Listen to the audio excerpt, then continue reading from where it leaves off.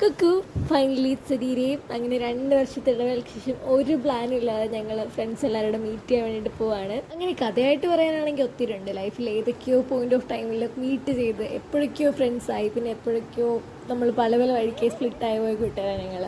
Like 2 പേര് ഡ്രീമിലേക്ക് പോയി, ഞാൻ ബീച്ചിൽ പോയി, പിന്നെ കുറച്ച് പേര് കേരള യൂണിവേഴ്സിറ്റി. ഇങ്ങനെ ഒത്തിരി നാൾക്ക് ശേഷം ഒരു അൺപ്ലാൻഡ് ഔട്ടിങ്ങിലായിട്ട് ഞങ്ങൾ വന്നത് മ്യൂസിയത്തിലേക്ക്. ഞങ്ങൾക്ക് ഒരു പ്ലാനും ഇല്ലായിരുന്നു. ഞങ്ങൾ ഗോയിങ് പ്രത്യേകിച്ച് പ്ലാനൊന്നും ഇല്ലാത്തത് കൊണ്ട് തന്നെ ലൈക്ക് ഞങ്ങൾ മൊത്തത്തിൽ ചില്ലടിക്കായിരുന്നു. 2 വർഷം സംഭവിച്ച കാര്യങ്ങളൊക്കെ പറ്റി പറയായിരുന്നു. അവർ ഡ്യൂവിനെ പറ്റി പറഞ്ഞു, ഞാൻ BHUവിനെ പറ്റി പറഞ്ഞു. അങ്ങനെ ലൈഫിലും ഒരു സെക്കൻഡ് ഹാഫ് ഫുള്ള് കവർ ചെയ്താണ് നിന്നത്. പിന്നെ ഞങ്ങൾ മൊത്തത്തിൽ വെയിറ്റ് ചെയ്യായിരുന്നു. അതിൻ്റെ ഇടയിൽ ഞങ്ങൾക്ക് കുറച്ച് മാങ്ങ കിട്ടി. അതുപോലെ ഞങ്ങൾ കുറേ ഫുഡ്സ് ട്രൈ ചെയ്യാൻ നോക്കി. ഞങ്ങൾ ഫുൾ ഡേ ആയിരുന്നു മെയിൻ.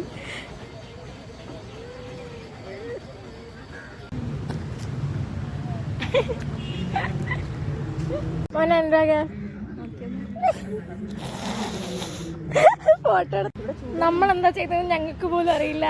ഞങ്ങൾ 2 പേർക്ക് വേണ്ടി വെയിറ്റ് ചെയ്യുക.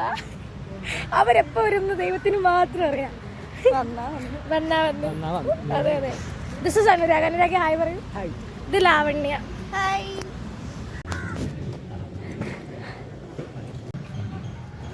ഞങ്ങളിപ്പോ ഏകദേശം 1 മണിക്കൂറായിട്ട് ഇവിടെ ഇങ്ങനെ കറങ്ങി നടന്നുകൊണ്ടിരിക്കുകയാണ്. അതെ, ഞങ്ങളിപ്പോ എവിടെയാ നിൽക്കുന്നത് ഞങ്ങൾക്ക് പോലും അറിഞ്ഞു. മര്യാദക്ക് വഴി പറഞ്ഞു കൊടുക്കാൻ പോലും അറിയത്തില്ല. നമുക്ക് വെയിറ്റ് ചെയ്യാം. നമ്മളിപ്പോ എവിടെ ഉള്ളത്? നമ്മള് മ്യൂസിയത്തിൽ എവിടെയാണുള്ളത്. ഇവന് വഴി അറിയാമെന്നാണ് പറയുന്നത്. ദൈവത്തിന് അറിയാം. ഇവനെ വിശ്വസിക്കുന്നതും പഴയ ചാക്കും. പ്രണവും സമൃദ്ധിക്ക് വേണ്ടി എല്ലാം എന്തെങ്കിലുമൊക്കെ ശുഭകരമായി അവസാനിക്കട്ടെ. സ്റ്റേ ട്യൂൺഡെന്നൊക്കെ. കാത്തിരിപ്പിനൊരു വിരാമമായിട്ട് അവിടെ ആളുകൾ വരുന്നുണ്ട്.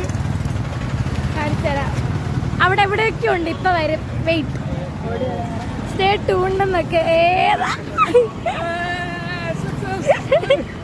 ഫൈനലി എത്ര 1.5 മണിക്കൂറാണ് ഞങ്ങൾ ഇവിടെ നിൽക്കുക. 1.5 മണിക്കൂറിന് ശേഷമാണ് എത്തിക്കുന്നത്. 2 പേര് ഒരു അപ്പൂപ്പൻ ഉണ്ടെങ്കിലും അതെ. ഏതാ ഫൈനലി എത്തിച്ചേർന്നിരിക്കുന്നത്.